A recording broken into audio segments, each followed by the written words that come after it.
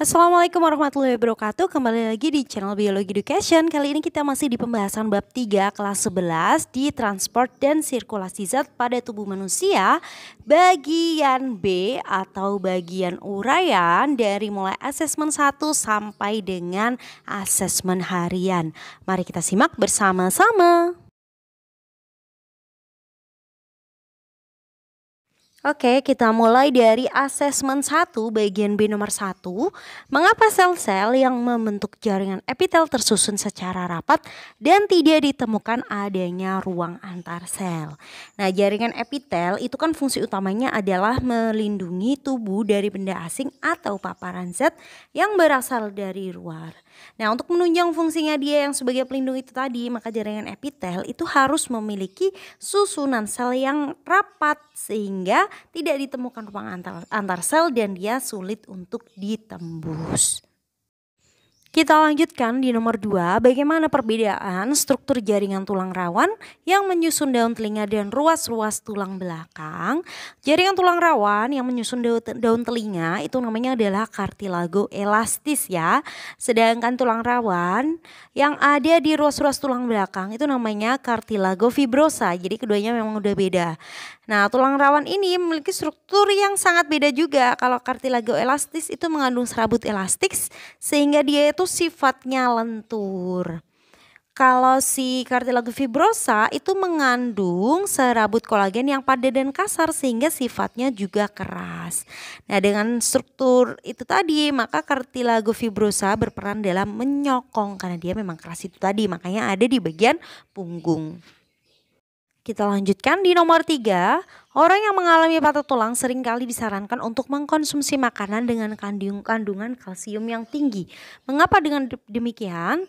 Patah tulang itu kan biasanya terjadi pada tulang keras. Nah, salah satu penyusun dari tulang keras, matriksnya mengandung kalsium karbonat atau yang bisa kita kenal dengan kalsium gitu aja lah ya. Si kalsium ini, kalsium karbonat itu fungsinya untuk membuat jaringan tulang menjadi lebih kuat dan juga keras. Berdasarkan perannya itu, maka kalsium sangat berperan penting untuk menyembuhkan patah tulang. Dengan mengkonsumsi makanan yang mengandung kalsium dalam jumlah yang tinggi, itu bisa mempercepat proses penyembuhan patah tulang sehingga tulang mampu kembali ke bentuk semula. Nah, itu tadi makanya disarankan untuk mengkonsumsi makanan tinggi kalsium. Nomor 4, akson pada sel-sel saraf atau neuron ada yang ditutupi oleh selubung mielin. Nah, jelaskan fungsi dari selubung tersebut. Selubung mielin itu terletak di sebelah dalam neurilema. Jadi dia tuh melindungi si aksonnya ya. Nah, selubung mielin ini mengandung fosfolipid. Fungsinya yang pertama untuk melindungi akson, itu sudah jelas. Yang kedua, memfasilitasi konduksi impuls. Jadi untuk jalannya impuls. Kemudian bisa juga untuk meningkatkan kecepatan impuls ya.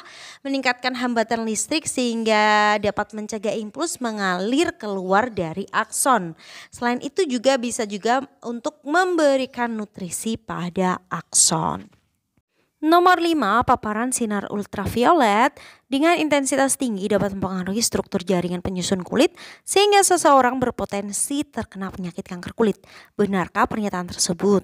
Nah, sinar ultraviolet itu kan sinar matahari ya yang bisa menembus lapisan kulit bagian luar dan bahkan juga bisa masuk ke dalam kulit lapisan bagian dalam.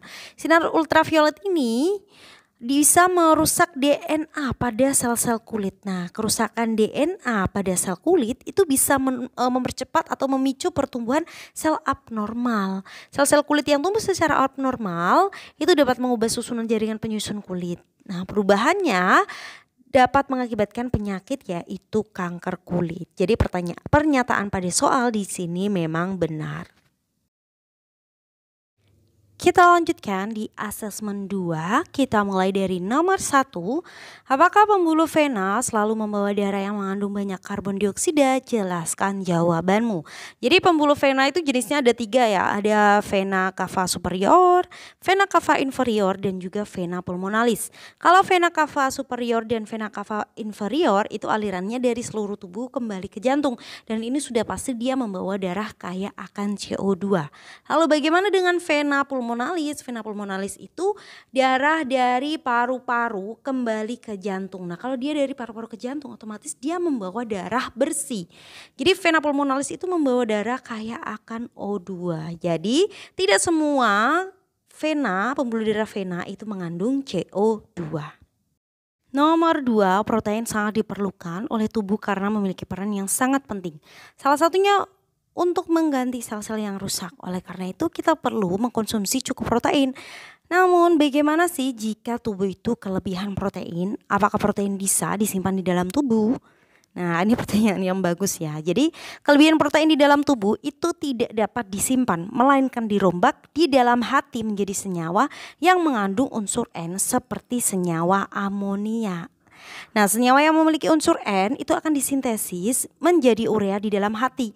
Kemudian ureanya akan diangkut menuju ginjal dan dikeluarkan melalui urin. Oh iya, di sini Mimin tambahkan yang tidak ada di teks. Lalu gimana sih senyawa yang tidak mengandung unsur N?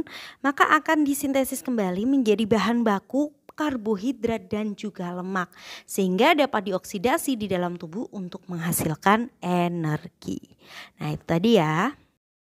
Kita lanjutkan di nomor 3, perhatikan kurva pencernaan zat-zat makanan berikut.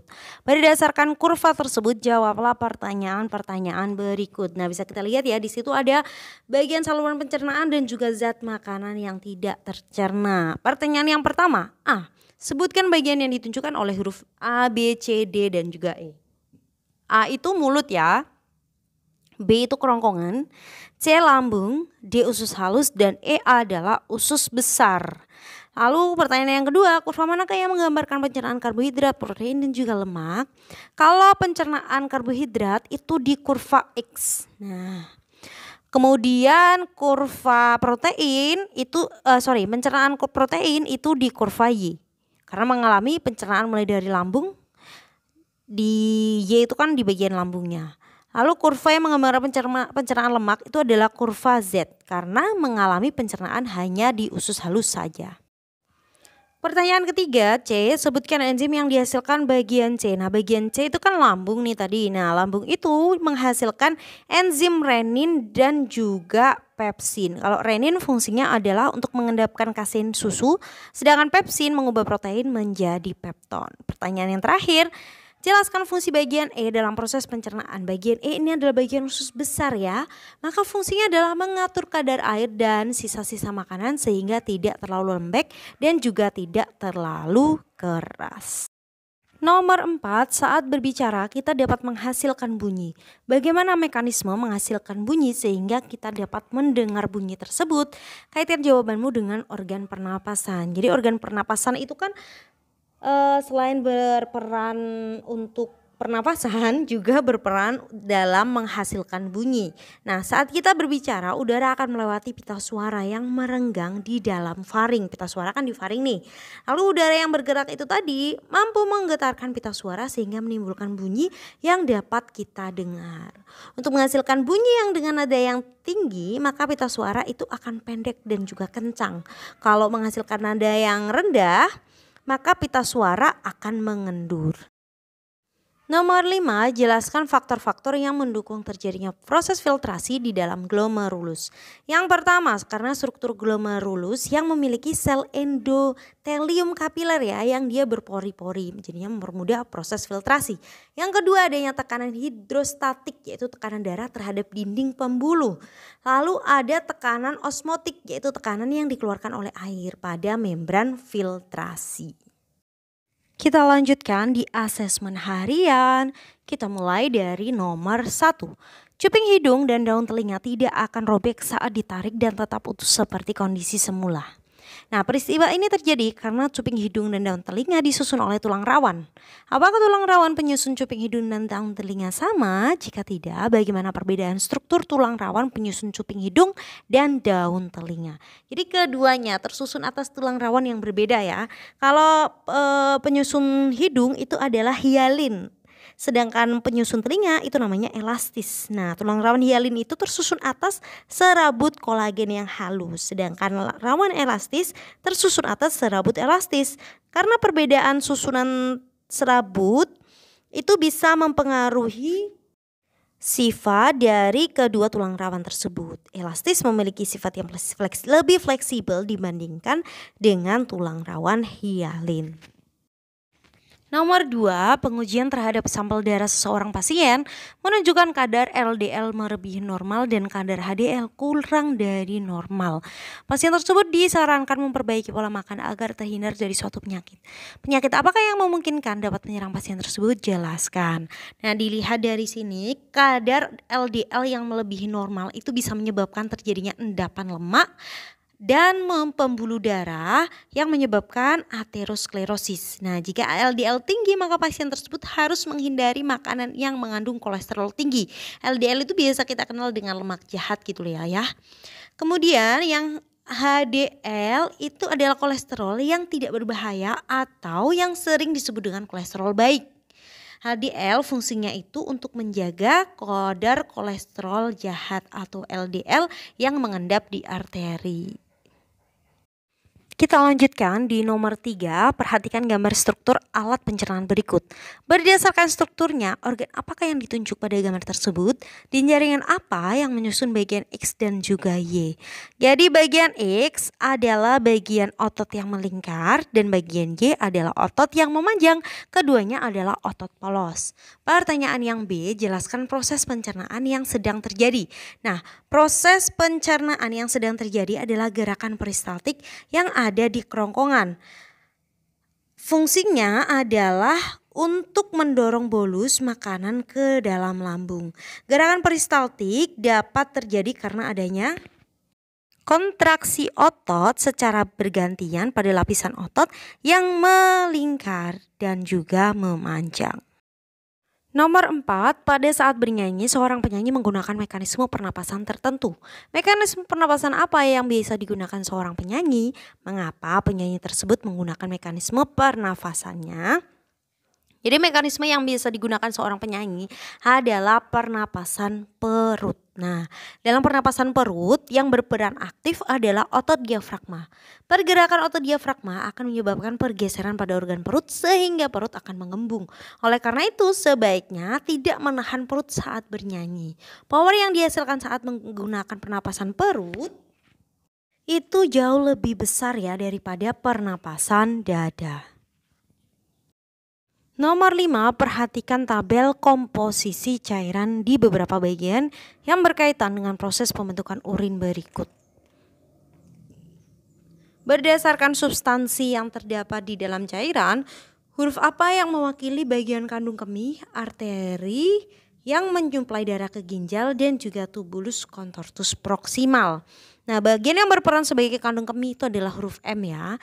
Ini dikarenakan urin pada orang yang sehat tidak mengandung glukosa, protein dan juga sel darah merah. Bagian yang berperan sebagai arteri adalah huruf L. Arteri di sini mengangkut darah ke ginjal untuk proses filtrasi. Bagian yang berperan sebagai TKP atau tubulus contortus proximal adalah huruf K. Dalam TKP terjadi reabsorpsi zat yang masih berguna bagi tubuh seperti garam, urea, glukosa, dan juga asam amino. Oke, sekian pembahasan kita kali ini. Semoga bermanfaat. Terima kasih. Wassalamualaikum warahmatullahi wabarakatuh.